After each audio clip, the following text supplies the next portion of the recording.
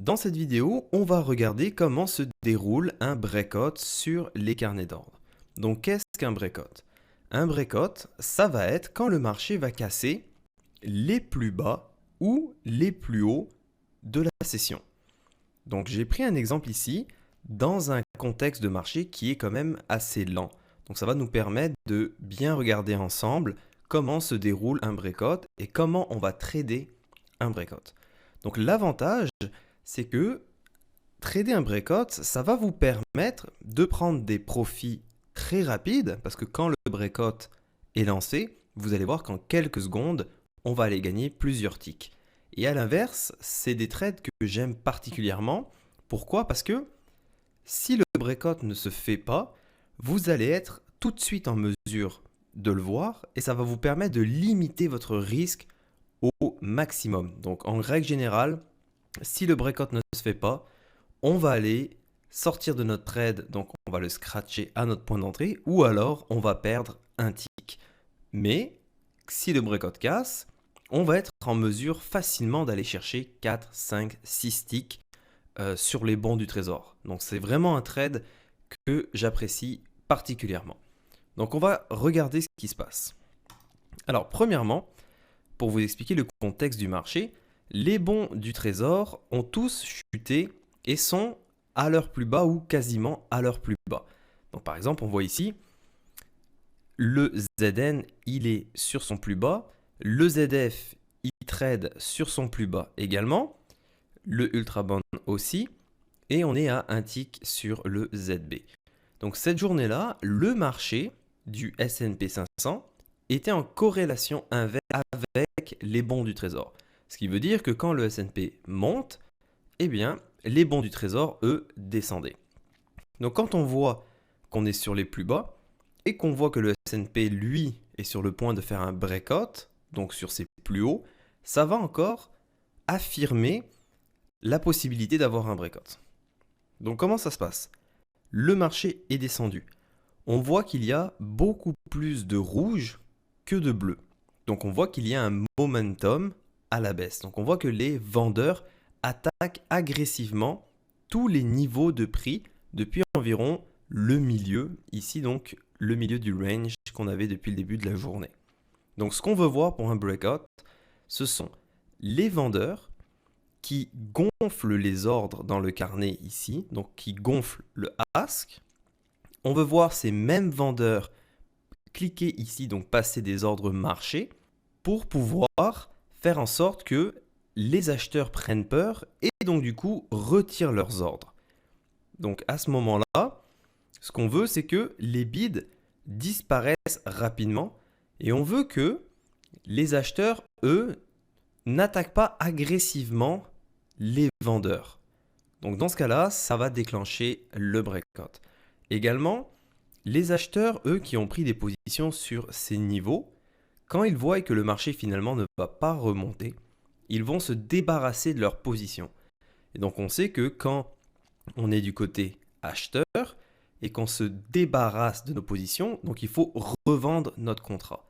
Et quand on revend notre contrat, eh bien, ça va alimenter le côté des vendeurs et donc ça va encore aider le marché à descendre.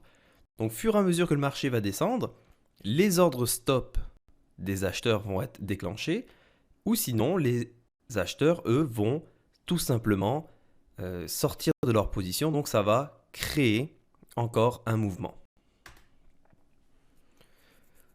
Donc, quand je vois le marché qui descend, vous voyez ici que dans le volume profile à 23,190, au niveau du volume profile, il y a comme une petite pique ici. Ça, c'est ce qu'on appelle un point de pression. Ça veut dire que quand le marché était ici, il y a eu beaucoup de transactions. Et donc, ça va me dire que si le marché va plus bas, eh bien, ce point de pression-là va être cassé. Donc, ça va nous donner encore un indicateur qui va nous permettre de rentrer short dans le marché. Donc là, c'est ce que j'ai fait. J'ai placé 10 contrats à 23,185. Donc j'ai été exécuté et on voit là 1500 contrats. Donc les acheteurs essayent d'attaquer les vendeurs pour défendre leur position, mais on voit que les vendeurs absorbent absolument tous les contrats et continue à attaquer les plus bas du marché. Et on se rend compte que quand les vendeurs se mettent à attaquer le bid ici, les ordres bid ici disparaissent rapidement. Donc, on voit vraiment que finalement, les acheteurs, ils sont pas aussi forts, ils sont pas aussi présents que ça. Donc ça, c'est encore un signe qui nous montre qu'on est dans la bonne direction du marché. Et il va se passer exactement la même chose ici sur le ZN, et on va pouvoir voir la même chose sur le ZF, sur le ZB et sur le Ultraband.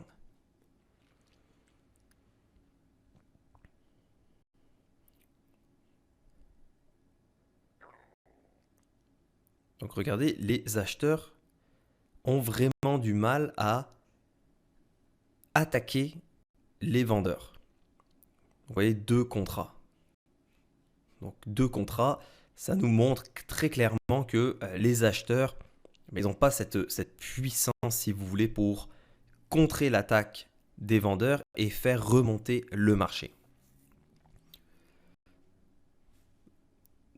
Donc ce que vont faire les acheteurs, ils vont placer ce qu'on appelle des block trades. Donc on voit ici 3900. Donc pourquoi ils font des block trades? Ici on peut voir aussi 2000. Ils vont simplement placer des ordres, donc ce qu'on va appeler du spoofing. Ils vont mettre ces ordres-là pour faire croire aux vendeurs que, attention, si vous allez plus bas, nous, on est là. Mais ce qu'on va se rendre compte au fur et à mesure, c'est que ce sont, si vous voulez, une partie de poker menteur. Quand le marché va commencer à attaquer ce niveau de prix, donc 23,175, vous allez voir ici que l'ordre de quasiment 4000 va disparaître d'un coup. Et quand il disparaît, c'est là que le poker menteur fait son apparition. C'est que finalement, les acheteurs, ils sont pas trop là.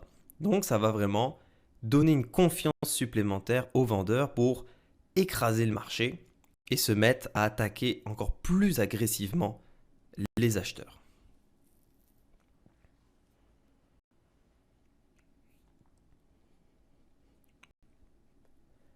Donc, comme je vous l'ai dit tout à l'heure, c'est un marché en ce moment qui est quand même assez lent. Donc ça va vraiment vous permettre de regarder un petit peu ce qui se passe. Par la suite, je vais vous faire voir d'autres exemples de trades dans lesquels là vous allez voir que c'est beaucoup plus rapide. Mais c'était vraiment important pour moi de vous montrer, si vous voulez, dans un marché lent, comment se passe un breakout. Donc là, vous voyez, l'ordre à 4000, le block trade, vous allez voir que quand les vendeurs vont attaquer ce niveau de prix ici à 23,175, ça va disparaître très très rapidement. Et c'est ça qui va déclencher le breakout. Donc les acheteurs qui essayent de refaire monter le marché, mais ils n'arrivent pas du tout à aller plus haut. Et regardez comment ça dit. Et c'est la même chose sur les autres bons du Trésor.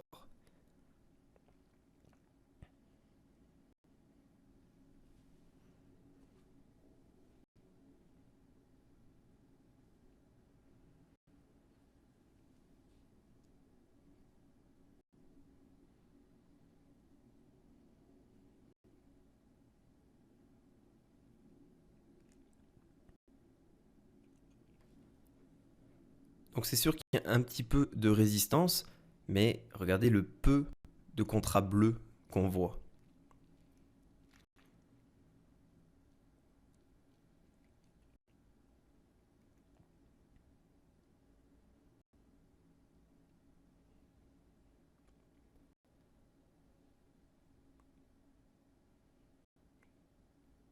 Donc vous, quand vous êtes dans un trade, c'est exactement ce genre de configuration que vous voulez. Vous voyez, tant que le marché ne revient pas sur votre prix d'entrée et essaye pas d'attaquer agressivement, vous êtes tranquille. Et donc on voit le Ultraband et le ZB qui font des nouveaux plus bas.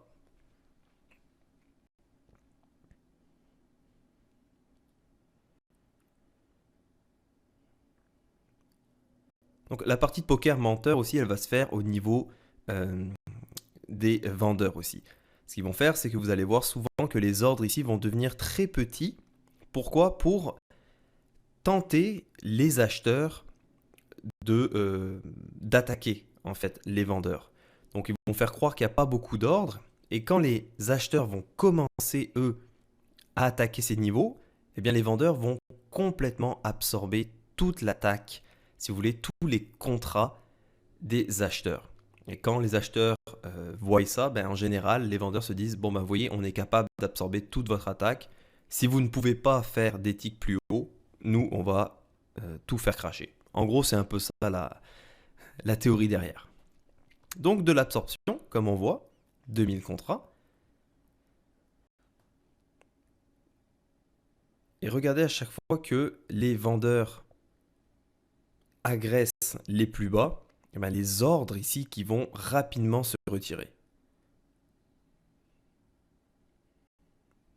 Donc on se souvient que tout à l'heure, il y avait un ordre qui était à quasiment 4000. Maintenant, on est rendu à 1002.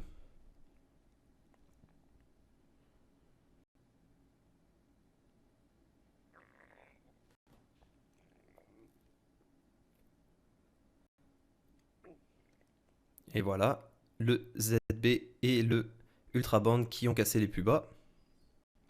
Et donc du coup, ça va entraîner les autres bons.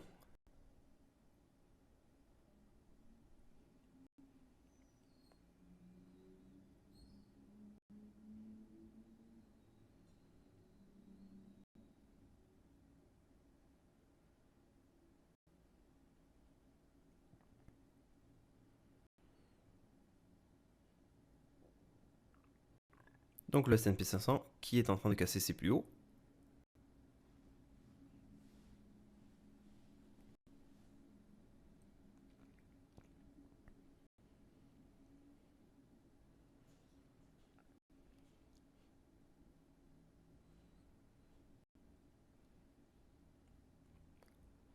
Et voilà, vous allez voir comment les ordres vont se retirer très rapidement. Donc c'est un marché qui est quand même assez lent en ce moment, donc ça va vraiment vous permettre de doucement comprendre le concept du breakout.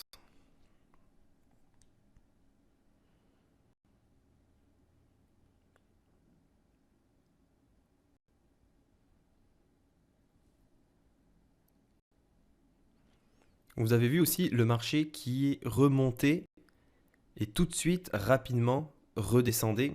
Ça, ce backticking, c'est vraiment une autre confirmation que ben, même les acheteurs, quand ils arrivent à monter de 1 ou 2 ticks, ils n'ont pas la force de soutenir ces 1 ou 2 ticks qui viennent de gagner.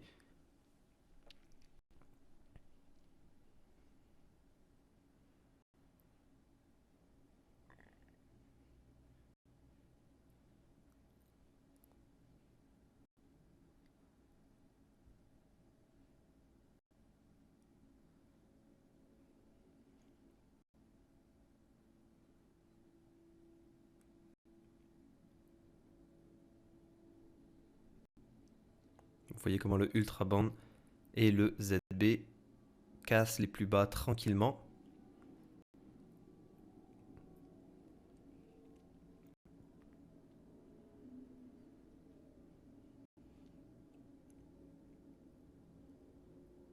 Donc là, j'ai reculé mon take profit parce que je m'attends à une belle cassure. Également, j'ai rapporté mon stop sur mon point d'entrée. Donc ce qui veut dire que même si le marché d'un coup se retourne violemment contre moi, je serai sorti à mon point d'entrée. Donc ce qui veut dire que ben, j'aurais perdu les ticks là qu'on vient de gagner, mais je ne vais pas perdre d'argent en tant que tel, car je vais être sorti sur mon point d'entrée, donc ce sera un trade scratch.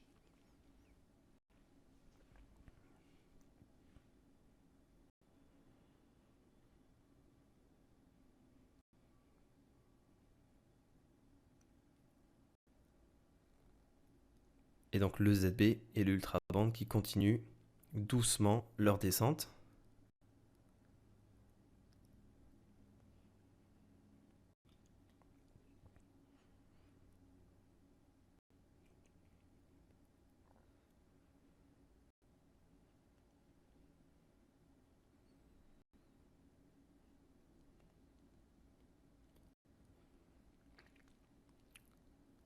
Donc quand vous voyez ce genre de configuration et que vous n'êtes pas rentré dans un trade, c'est sûr que là, vous n'allez pas essayer de rentrer dans un trade long parce que pour l'instant, on n'a aucun signe que le marché va se retourner. Vous voyez, il y a énormément de rouge et ça continue de descendre et le marché n'arrive pas à remonter. Donc dans ce genre de configuration, vous voyez, n'essayez absolument pas de prendre un trade long, donc un fade trade. Donc, vous voyez maintenant que le breakout a déjà bien avancé, il s'est fait doucement. Par contre, ce qu'on commence à voir, c'est qu'il y a eu énormément de contrats vendeurs pour essayer de casser. Mais maintenant, sur les plus bas, on voit que l'absorption des contrats par rapport aux acheteurs sont beaucoup plus grandes. Et donc, vous allez voir que ça va se passer. Regardez ici, par exemple, sur le Ultra Band. Regardez comment il a descendu. Donc, on voit des 40, 60, 90, 12, 10, 16, 32, 325. Donc là, ça veut dire que les vendeurs, eux, ont essayé d'enfoncer le marché encore plus bas. Mais vous voyez que cette fois que les acheteurs ont été en mesure de défendre leur position et ils ont absorbé les 325 contrats. Donc quand on voit ce genre d'absorption, et on peut voir aussi la même chose ici sur le ZN, donc il y a plus en plus de contrats qui sont absorbés par les acheteurs, et bien déjà là, ça va être un signe qu'on se dit, bon, ben, les acheteurs en ce moment, ils résistent de plus en plus à ce breakout. Donc on va commencer à avoir ce signal de se dire, bon, ben, peut-être que je vais commencer à voir pour sortir de mon trade.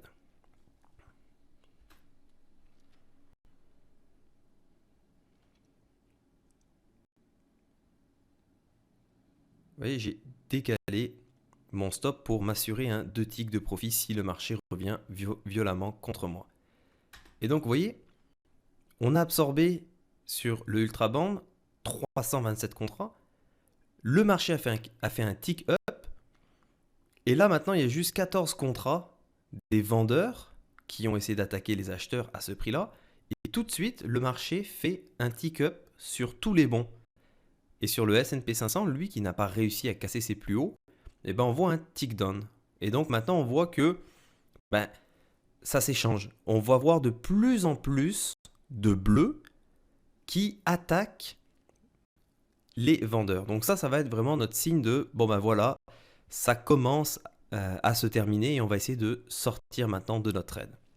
Donc le but de l'opération maintenant, ça va être de déterminer si c'est simplement une pause et que le breakout va continuer, ou alors que ça va être la fin du breakout. Et si c'est la fin du breakout, il faut sortir quand même assez rapidement. Pourquoi ? Parce que si les vendeurs se rendent compte qu'ils ne vont pas aller plus bas, ce qu'ils vont faire, c'est qu'ils vont vouloir revendre leur contrat, donc se débarrasser de leur contrat. Et quand les vendeurs se débarrassent de leur contrat, eh bien ça va aider à ce moment-là les acheteurs, eux, à remonter.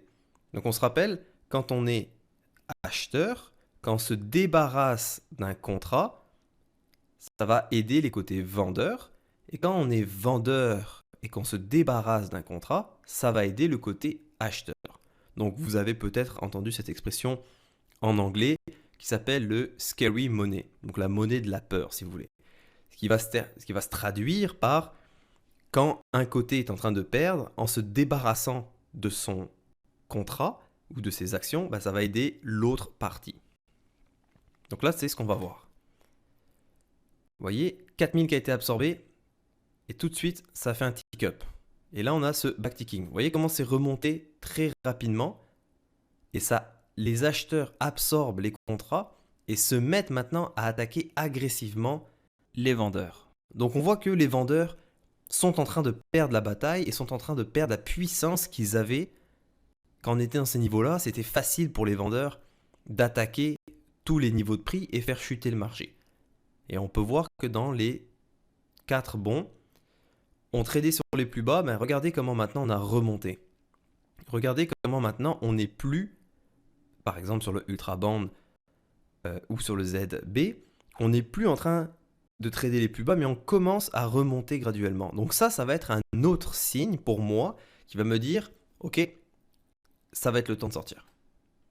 et donc j'ai placé un ordre. Donc vous voyez comment le marché remonte très rapidement.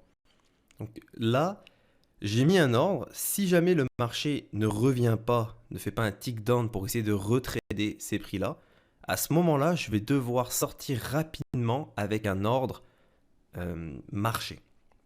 Pourquoi? Parce que si j'essaye de sortir avec un ordre limite, ce qui va se passer, c'est que le marché peut remonter très rapidement. Donc, à la place de sortir, par exemple, ici et de gagner mes 4 ticks, bah, mon stop sera touché et donc du coup, j'aurai juste gagné 2 ticks. Donc, chaque tick compte. Donc, c'est pour ça que quand un breakout se termine, il faut rapidement sortir de son trade. Et vous voyez qu'avec le carnet d'ordre, vous allez être en mesure de sortir de votre trade exactement au tick près quand le marché se retourne, chose que vous ne pouvez absolument pas voir avec des graphiques.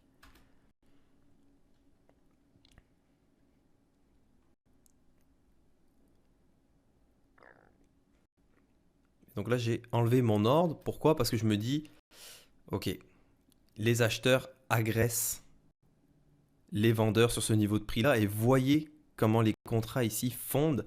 Donc, le but, c'était de sortir avec un ordre marché.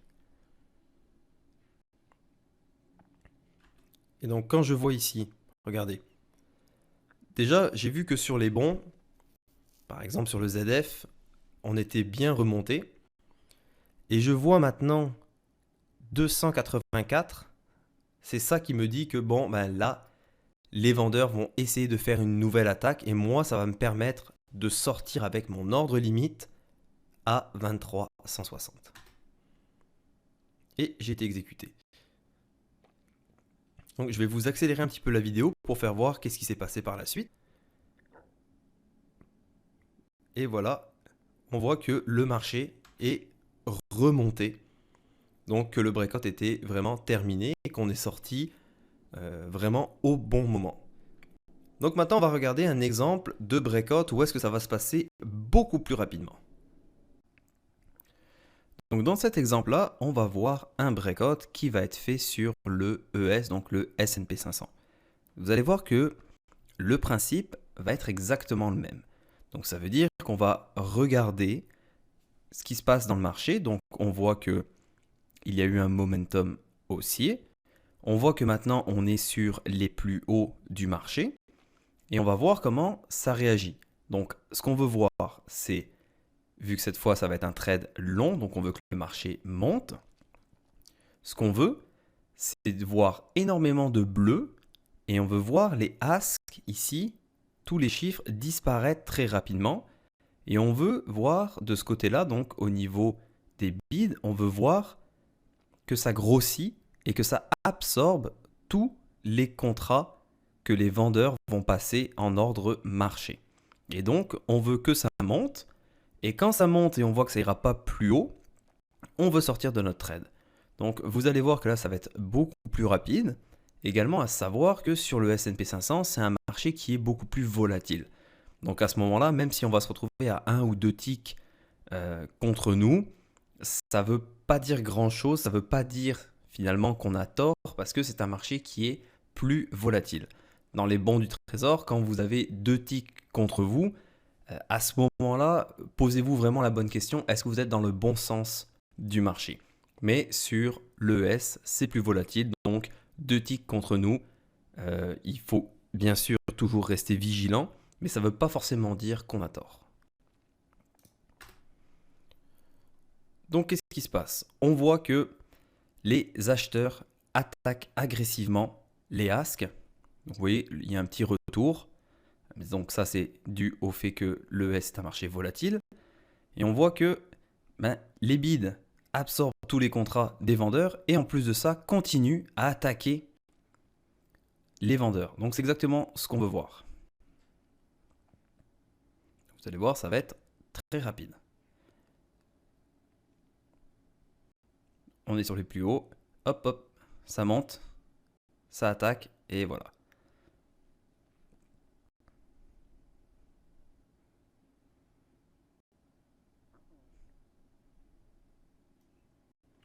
Et donc maintenant, regardez.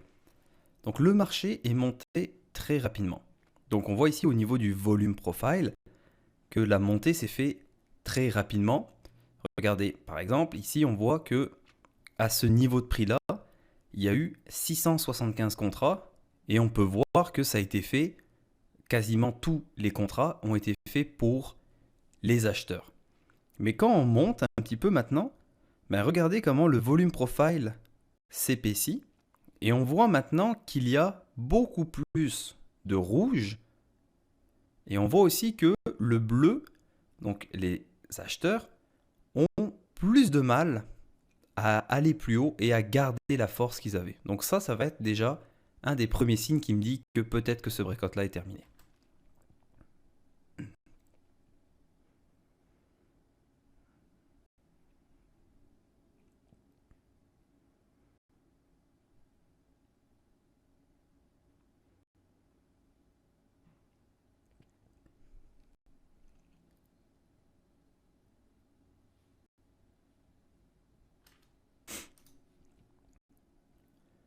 Également, ce qu'on peut voir, c'est que maintenant, il commence à avoir du backticking. Donc on commence à voir que le marché, quand il descend quand même rapidement de 2-3 ticks, il remonte, il redescend. Donc quand on voit ce backticking là, ça montre aussi que la puissance haussière est beaucoup plus faible que quand on se retrouvait dans ces niveaux.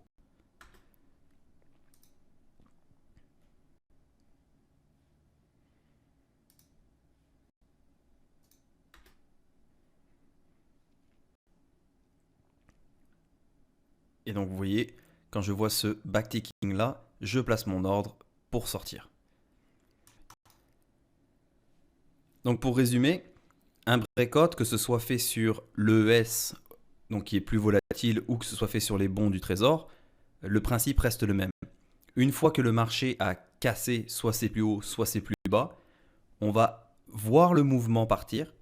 Et quand ce mouvement-là commence à s'arrêter et qu'on a de l'absorption et du backticking, c'est à ce moment-là qu'on va regarder pour pouvoir sortir rapidement de notre trade. Dans cet exemple, on va regarder un breakout donc sur le ZN qui va être fait dans un marché qui va être très volatile. Donc un marché vraiment où le price action va être beaucoup plus rapide que ce qu'on a vu précédemment.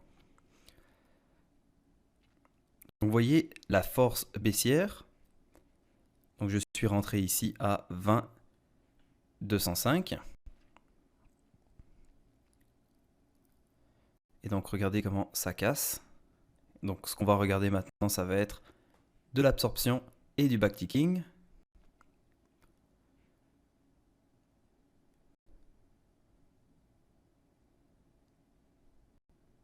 Donc, vous voyez, regardez un block trade ici de 4000. Et dès qu'il y a eu 16 contrats, il y a beaucoup de contrats qui ont été retirés ici. On voit de l'absorption au niveau des vendeurs. Donc ce qu'on veut voir maintenant, c'est de plus en plus de rouge. Et donc là maintenant, on voit que les acheteurs sont beaucoup plus agressifs.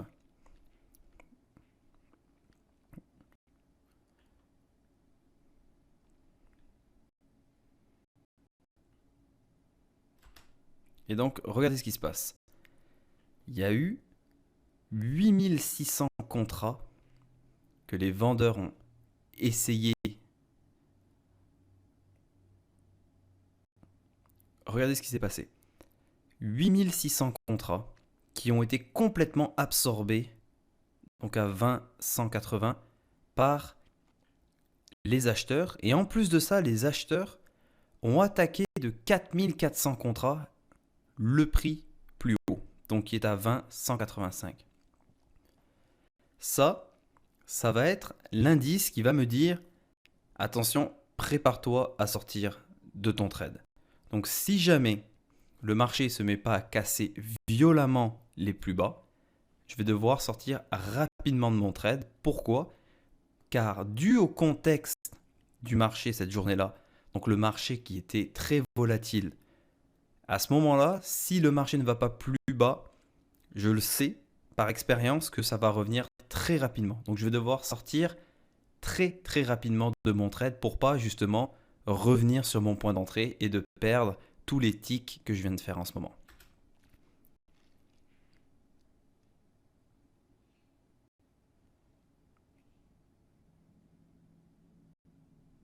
Donc on voit maintenant que les vendeurs ont beaucoup plus de difficultés et beaucoup moins envie d'attaquer les acheteurs parce que quand ils ont attaqué massivement, il y a eu 8600 contrats qui ont été absorbés. Donc ça montre que les acheteurs sont vraiment présents cette fois pour défendre les plus bas.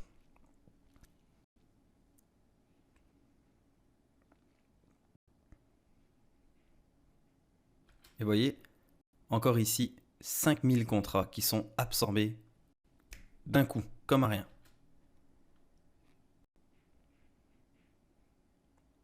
Et là, on a maintenant le backticking. 6500 contrats, 7000. Et regardez, en plus d'absorber, comment les acheteurs vont attaquer de façon très agressive les vendeurs.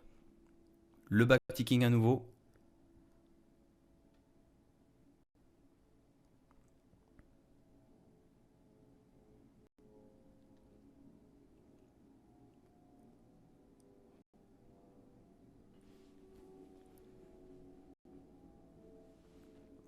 Et maintenant, on s'éloigne des plus bas.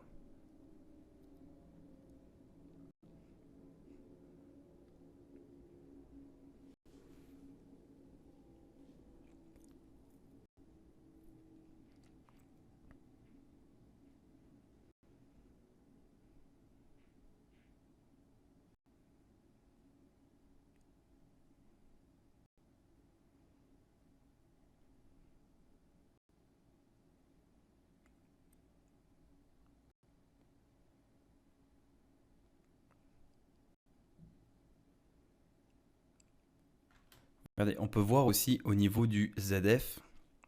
Donc le marché est bien descendu. Et on voit que ça a été absorbé aussi sur ces deux niveaux, tous les contrats des vendeurs. Et qu'ils commencent maintenant, les acheteurs commencent à attaquer vraiment agressivement les vendeurs, donc sur les plus bas.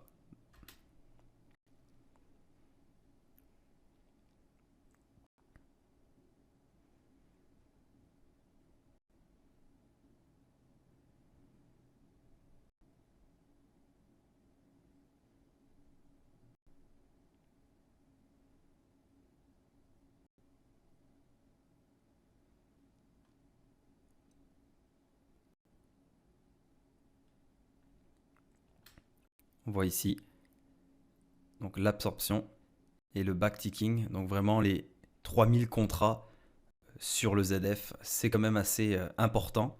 Et on voit que ça fait un tick-up. On a aussi un tick-up sur le ZN et le Ultraband, lui, qui remonte rapidement.